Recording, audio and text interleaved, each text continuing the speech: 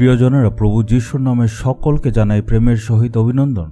আজকের দিনটা একটা আশীর্বাদের দিন, কারণ আজকে প্রভু যিশু আপনাকে একটা গুরুত্বপূর্ণ উপদেশ দেবেন।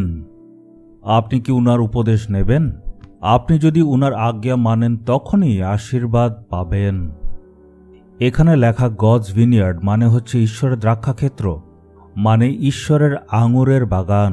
এই ভবনটা হচ্ছে জিজাস রিডিমস মিনিস্ট্রির কার্যালয়। আমাদের এই সংগঠনের মধ্যে অনেকগুলি বিভাগ আছে, সুন্দরভাবে কাজ করছে। বাচ্চাদের সেবা কাজ, যুবকদের সেবা কাজ, মিশনারিদের সেবা কাজ, সুসমাচারের সেবা কাজ, লেখার বিভাগ, সঞ্চার বিভাগ আর পত্রিকার বিভাগ রয়েছে। সবাই সুন্দর কাজ করে। এটাই সেই পবিত্র জায়গা যেখানে আমরা সবাই কাজ করি। জিজাস রিডিমস মিনিস্ট্রির যে পরিবার, অভিন্ন পরিবারের মতো একসাথে ঐক্যভাবে এই প্রভুর দ্রাক্ষাক্ষেত্রে সেবা কাজ করে যাচ্ছি। আমরা এই ঈশ্বরের দ্রাক্ষাক্ষেত্রে একতার সহিত কাজ করছি। এই দায়িত্ব স্মরণে রাখার জন্যই এই জায়গাটাকে ঈশ্বরের দ্রাক্ষাক্ষেত্র নাম দেওয়া হয়েছে। যেইমাত্র এখানে প্রবেশ করি, এই লেখাটা দেখে আমাদের মনে পড়ে আমরা ঈশ্বরের দ্রাক্ষাক্ষেত্রে কাজ করতে এসেছি। এই জন্যই ঈশ্বর এই নামটা আমাদের দিয়েছেন। এই ভবনের সামনে আজকে আমি দাঁড়িয়ে আছি। তাহলে আজকে ঈশ্বরের বাক্যটা কি? প্রথম পিতর 4:8 সর্বোপরি পরস্পরকে গভীরভাবে ভালোবাসো, আমরা যাতে প্রেম করি। এটা গুরুত্বপূর্ণ একটা আদেশ যেটা প্রভু যিশু দিয়েছেন। নিজের প্রতিবেশীকে এমনভাবে প্রেম করো যেমন আমি তোমাদের করেছি। যেমন যিশু আমাদের প্রেম করেছেন, উনি আমাদের প্রেম করেন, যদিও আমাদের মধ্যে অনেক দুর্বলতা আছে। একইভাবে আমরাও যাতে অন্যদের দোষ বিচার না করে প্রেম করি। অন্যদের দোষ দেখলে আমাদের মনে শুধু ঘৃণা তৈরি হবে। প্রভু বলছেন সর্বোপরি গভীরভাবে পরস্পরকে ভালোবাসো, কারণ এটাই সবচেয়ে বড় কাজ। পিতরের মাধ্যমে পবিত্র আত্মা আমাদের এটাই শেখাচ্ছেন। এই চিঠিতে সবকিছু লেখার পর পিতর বলেছে সর্বোপরি পরস্পরকে গভীরভাবে ভালোবাসো, এটাই ঈশ্বরের আজ্ঞা। আমাদের স্নেহ করতে হবে আর গভীরভাবে প্রেম করতে হবে। স্বামী আর স্ত্রীর মধ্যে এই প্রেম থাকতে হবে, মাতা পিতা ও সন্তানদের মধ্যে থাকতে হবে, শাশুড়ি আর বৌমার মধ্যেও থাকতে হবে। এই প্রেম মণ্ডলীতে থাকতে হবে যেখানে অনেক পরিবার একসাথে এসে আরাধনা করে। পরস্পরের প্রতি গভীর প্রেম থাকতে হবে, খুবই গুরুত্বপূর্ণ, পরিবারে খুবই দরকার। কর্মস্থানেও অন্যদেরকে গভীর প্রেম করতে হবে। ধর্ম বা জাতি নিয়ে যাতে আমরা ভেদাভেদ না করি। যে কোনো ধর্ম হতে পারে, সবাই আমাদের ভাই আর বোন। জগৎ ধর্ম বা জাতি নিয়ে বিচার করে, আমরা যাতে ভেদাভেদ না করি। সবাইকে যাতে আমরা একইভাবে প্রেম করি। নিজের ভাই বোনের মতো প্রেম করতে হবে। আপনার পরিবারে শান্তি নেই, শুধু কুড়কুড়ামি, সেটা কেন জানেন? কারণ প্রেম নেই। যেহেতু প্রেম নেই, তাই স্বামী স্ত্রীর মধ্যে, মা বাবার মধ্যে, সন্তানদের মধ্যে সমস্যা হয়, পরিবার নষ্ট হয়ে যায়, এমনকি মণ্ডলীর মধ্যে রাজনীতি চলে আসে। কেন? কারণ প্রেমের অভাব। আপনার মধ্যে সেই যিশুর মতো প্রেম থাকলে সব দূর হয়ে যাবে।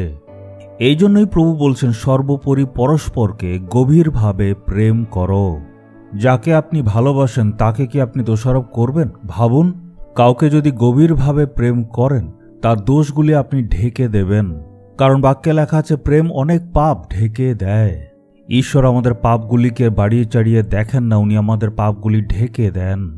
আমাদের মধ্যে যে ভালো গুণ আছে সেগুলি উনি আগে বলেন, তারপর প্রেম দিয়ে উনি আমাদের শুধরে দেন। উনি বলেন এটা তোমার দুর্বলতা, ঠিক করো। উনি দোষ দেখান কারণ উনি আমাদের প্রেম করেন। আমরা যাতে মানুষের দোষ এমনি এমনি না দেখাই। আমার শাশুড়ি ঠিক না, যা তা উনি করেছেন। আমার বৌমা ঠিক না, আমার স্বামী ভালো না, আমার স্ত্রী উল্টাপাল্টা করে, এইসব ঘৃণা এবং কঠোর শব্দ বের হয়, কারণ প্রেম নেই। মাতা পিতা আর সন্তানদের মধ্যে প্রেম নেই, তাই ঝগড়া হয়। আপনার সহকর্মীরা আপনাকে নিয়ে বিরক্ত হচ্ছে, কারণ আপনি কথায় কথায় রাগারাগি করছেন, প্রেম করছেন না। তাই প্রার্থনা করুন, প্রভু গভীর প্রেম দিন। যিশুর মতো প্রেম চাই। এমন প্রেম যদি ঈশ্বর আপনাকে দেন, তখন আপনার আশেপাশে যা কিছু হোক আপনি প্রভাবিত হবেন না। তখন আপনি সর্বদা আনন্দে থাকতে পারবেন। প্রথম দিকে কেউ আমার বিরুদ্ধে বললে মনের মধ্যে খুব দুঃখ হতো। আমি কেঁদে কেঁদে প্রভুর কাছে গেলাম, বললাম প্রভু আমাকে আপনি ছেড়ে দিন, আমি পারবো না। এছাড়া আমি মনে মনে ভাবতাম প্রভু তাদেরকে শাস্তি দেবেন যারা অপমান করেছে, কিন্তু উনি বললেন তারা এইসব বলবেই, এসব লিখবেই। আজকাল উল্টাপুল্টা বলে, আগে উল্টাপুল্টা লেখালেখি করত। ওরা এমনই করবে, তুমি তাদের ক্ষমা করো আর সব ভুলে যাও। এটা প্রভু যিশুর প্রেম দ্বারাই সম্ভব। এই ব্যাপার নিয়ে উপবাস প্রার্থনা করে প্রভুর কাছে বলেছি, হে প্রভু, এমন প্রেম আমার হৃদয়ে দিন যাতে আমি তাদেরকে ভালোবাসতে পারি যারা আমাকে ঘৃণা করে, যারা আমাকে দোষ দেয় আর আমার বিরুদ্ধে লেখে। আমি প্রার্থনা করে পেলাম। তাই মানুষ যা ইচ্ছা লিখুক বলুক, আমার তাতে কিছু আসে যায় না। আমি একদম আনন্দে আছি। এইসব 1 মিনিটের জন্য প্রভাবিত করে না। কেন? কারণ প্রভু তার প্রেম ঢেলে দিয়েছেন। ঈশ্বরীয় প্রেম থাকলে সকলকে প্রেম করবেন, আপনি পেছনে পেছনে সমালোচনা করবেন না।